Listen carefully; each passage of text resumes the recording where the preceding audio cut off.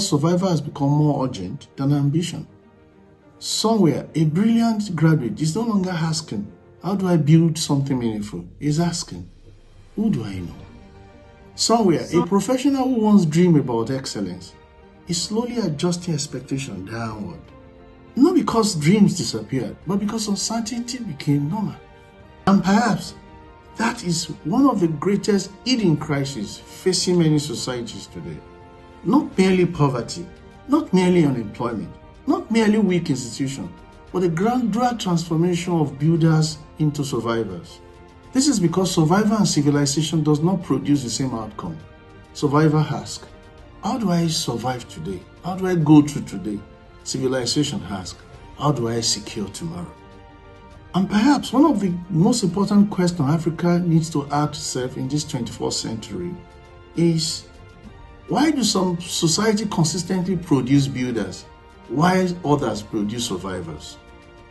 This is because the future of civilization is often determined by the kind of people its system produces, not merely by the resources beneath the soil, not merely by the species of its leaders, but by habits, incentives, beliefs, and expectations that shape everyday's life. A society can be full of intelligent people and still struggle to create prosperity. A society can also be full of graduates and still struggle to produce builders. A society can have enormous resources and still remain trapped in fragility. Why? Because abundance is not created alone by intelligence. It is created when intelligence is organized productively. And that requires something deeper than talent. This requires institutions.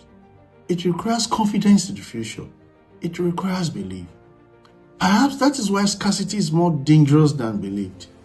Because scarcity does not only empty the pocket. Over time, it empties imaginations.